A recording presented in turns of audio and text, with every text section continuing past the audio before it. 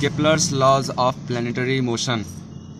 Kepler's ने 3 law दिए थे प्लैनेट की मोशन के बारे में कि प्लैनेट कैसे रिवॉल्व करता है सन के अराउंड। तो उनका पहला लॉ था लॉ ऑफ ऑर्बिट। तो इसके अकॉर्डिंग, इस लॉ के अकॉर्डिंग जो प्लैनेट है वो सन के अराउंड इलिप्टिकल पाथ में घूमता है और उस इलिप्टिकल पाथ के 2 फोकस होते हैं जिसमें उन दोनों में से किसी एक फोकस पे सन मौजूद रहता है। जैसे यहाँ पर एक फोकस रहेगा, यहाँ एक फोकस है, फोकस 1 नाम दे देता हूँ और फोकस 2।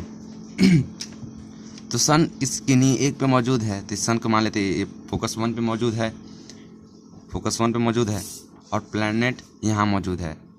तो क्या कर रहा है, जो प्लैनेट है रिवॉल्व कर रहा है सन के अराउंड इलिप्टिकल पाथ में, इस तरह घूम रहा है, इस तरह से घूम रहा है। जैसे जैसे सन के पास आएगा, सन की जो ग्रेविटेशनल फोर्स है वो अपनी तरफ खींचने की कोशिश करेगी, आओ भाई आओ आओ आओ। तो जैसे जैसे आता है उतना स्पीड आओ आओ आओ कहता है, आओ उसको बढ़ावा देता है तो और तेजी से आता है। फिर जैसे ही प्लैनेट यहाँ पहुँचता है वैसे कहता है चल भाग भाग भाग भाग भाग। तो धीरे धीरे उसकी वेलोसिटी कम होती है, उसका मोरल डाउन होने लगता है और धीरे धीरे चला जाता है और फिर यहाँ पे फिर से कहता है मोरल आओ आओ आओ, फिर से इसका मतलब यहाँ से वेलोसिटी बढ़ना शुरू हो जाती है।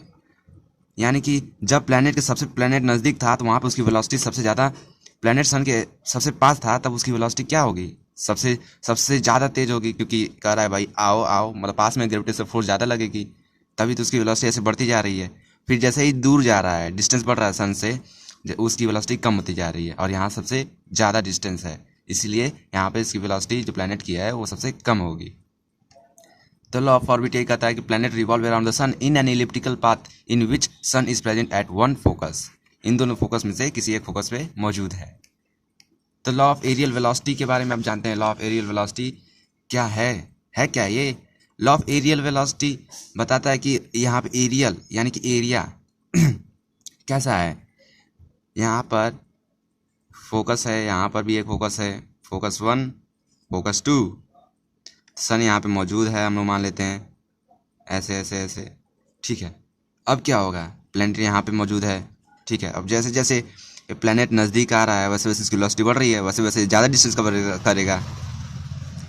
तो यहाँ से ये एक मान लेते हैं, यहाँ से एक लाइन खींच देते हैं, तो यहाँ से जो एरिया कवर किया है, मतलब जो स्वीप किया है एरिया, वो इक्वल टाइम इंटरवल में, मान लीजिए कि प्लैनेट यहाँ पे पहुँचा है, मान लीजिए प्लैनेट यहाँ पर है और यहाँ पर है, यहाँ से यहाँ पर पहुँच गया है।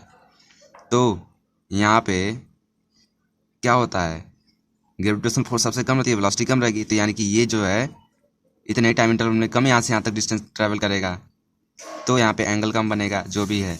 तो यहाँ पे जो है एरिया जो है इसके समान हो जाएगा इक्वल टाइम इंटरवल में। मान लीजिए ए है, बी है और ये इसको ओ मान लेते हैं, ये जो पॉइंट है ओ, फिर इसको सी डी, यानी कि जो यहाँ से यहाँ तक एरिया है जो कवर किया है, स्वीप किया है, वो एरिया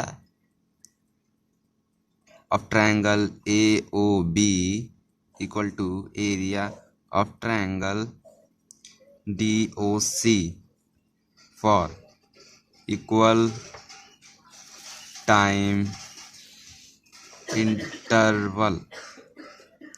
यानी कि अब मैं मान लेता हूँ प्लैनेट यहाँ है, फिर यहाँ पहुँच गया है ऐसे और ऐसे, तो यहाँ से यहाँ तक जो भी इतने टाइम इंटरवल में जितना भी एरिया स्वीप किया है वो सब इसके बराबर है होगी, क्योंकि यहाँ पर पहुँचा है तो इसकी वेलोसिटी बढ़ गई, फिर कम हो गई। तो इस तरह से बढ़ता करता है कि इसकी वेलोसिटी जो मतलब जो एरिया स्वीप करता है वो इन सब के बराबर हो जाता है इक्वल टाइम इंटरवल के लिए, ठीक है। तो मान लेते हैं इसका सी डी फिर ई और एफ, तो area of triangle E O F equal to area A O triangle A B और D O C for equal time interval. यही लॉ ऑफ एरियल वेलोसिटी कहता है, ठीक है। अब चलते हैं law of time period. Law of time period क्या कहता है? टाइम पीरियड असल में होता क्या है, जो प्लैनेट जो है सन के अराउंड जितना भी समय लेता है कवर करने के लिए टाइम, जैसे अर्थ लेती है 365 दिन लेती है, तो कुछ तो टाइम लेती है ना, तो उसका कुछ तो डिस्टेंस होगा सन से, तो उसी डिस्टेंस पर डिपेंड करता है जो टाइम पीरियड है। तो जैसे जुपिटर है उसको ज़्यादा समय लगेगा और नेपच्यून है वो सबसे ज़्यादा समय लेगा, और भी ज़्यादा समय लेंगे अर्थ से, तो क्योंकि वो सब सन से दूर हैं। तो लॉ ऑफ टाइम पीरियड यही कहता है कि जो मीन डिस्टेंस है सन से प्लैनेट तक, मान लेते हैं ये जो सन है, ये सन प्लैनेट से तो कुछ दूरी पर होगा ही, फिर यहाँ कुछ और दूरी पर होगा, यहाँ कुछ और दूरी पर होगा, सब जगह डिस्टेंस अलग अलग होंगे। तो कैसे कैलकुलेट करेंगे? तो क्या किया गया कि इसका जो मीन है, यानी कि जो इन सभी एवरेज है, मतलब मान प्लैनेट यहाँ पर भी होगा, यहाँ पर भी हो सकता है, कभी भी हो सकता है, तो उन सभी डिस्टेंस का मीन टोटल करके उनका मीन निकाल दिया गया है। तो उसी का क्यूब जो है टाइम पीरियड के स्क्वायर के डायरेक्टली प्रोपोर्शनल है, यानी कि जो mean distance from the planet to the sun is उसका क्यूब डायरेक्टली प्रोपोर्शनल होगा उसके टाइम पीरियड पर, टाइम पीरियड के स्क्वायर पर। ठीक है, यही लॉ ऑफ टाइम पीरियड कहता है। चलो इसको एक एग्जांपल से देख लेते हैं कि लॉ ऑफ टाइम पीरियड का। तो अब जब उन सभी का मतलब जो भी प्लैनेट से सन तक का जो डिस्टेंस थे उन सब का मीन निकाल देगा, तो अब एक ही हो जाएगा, अब एक ही डिस्टेंस हो जाएगा। तो मान लेता हूँ मैं कुछ होगा, इस पर जो लिया हूँ मैं यहाँ से यहाँ तक डिस्टेंस, चलिए ले लेता हूँ, एक सर्कल ड्रॉ कर दिया जिसका कुछ रेडियस है, मान लेते हैं कुछ रेडियस x है। तो मैं क्या कर रहा हूँ, पहले सिचुएशन बता देता हूँ क्या है। मान लीजिए आप एक सर्कुलर पार्क में हैं, ठीक है। अब मैं आपसे कह दे रहा हूँ, मान लेते हैं यहाँ आप हैं, या कह सकते हैं प्लेनेट है, जो भी है। तो आप लोग क्या कर रहे हैं, यहाँ से इस तरह मतलब सर्कल के राउंड लगा रहे हैं। तो आपको कुछ समय लगेगा, मान लीजिए आधा घंटा लग गया, 30 मिनट लग गया आपको। तो अब मैं क्या करूँगा, जब मैं यहाँ से लेके यहाँ तक आप लोग का सर्कल का जो डिस्टेंस है बढ़ा देता हूँ, सर्कल का डिस्टेंस बढ़ा देता हूँ, तो क्या होगा, अब तो आप लोग जानते ही होंगे क्या होगा। तो जब मैं बढ़ा देता हूँ तो क्या होगा कि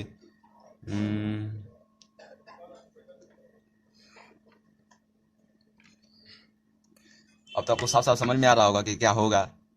जब इस जो सर्कमफरेंस था पहले वाले सर्कल का, तो मान लीजिए तो इस सर्कल का सर्कमफरेंस क्या होता है, 2πr होता है। तो यहाँ पे मेरा x है, और मान लीजिए मैं 1 सेंटीमीटर बढ़ा दिया हूँ, तो क्या होगा, ये तो पहले वाले सर्कल का है, पहले वाले सर्कल का है, और दूसरे वाले सर्कल का क्या होगा मेरा 2πr, यानी कि जो यहाँ से अब बड़े वाले सर्कल क्या है x+1। अब बताइए कौन बड़ा होगा, ये बड़ा होगा इससे। तो इसका मतलब क्या होगा, ये सर्कमफरेंस बड़ा है, अब ज़्यादा डिस्टेंस इसको मतलब तय करना पड़ेगा, यानी क्या ज़्यादा समय लगेगा इसको। तो यही कहने का मतलब है कि जो मीन डिस्टेंस है, the cube of mean distance from the planet to the sun, ये मान लीजिए प्लैनेट यहाँ पे सन है और ये प्लैनेट है यहाँ पर, और ये वाला दूसरा प्लैनेट यहाँ पर है। तब दोनों के टाइम इंटरवल में अंतर, मतलब जो टाइम पीरियड है उन दोनों में तो अंतर होगा ना, ये वाला प्लैनेट ज़्यादा समय लेगा और ये वाला प्लैनेट कम लेगा। तो यही कहने का मतलब है, लॉ ऑफ टाइम पीरियड यही कहता है कि mean distance from the planet to the sun, उसका क्यूब डायरेक्टली प्रोपोर्शनल होता है टाइम पीरियड का स्क्वायर। यानी कि जब मीन डिस्टेंस बढ़ जाएगा तो क्या होगा, टाइम पीरियड बढ़ जाएगा, यानी कि जो टाइम पीरियड है बढ़ जाएगा। ये टाइम पीरियड कह सकते हैं इसको, टाइम पीरियड।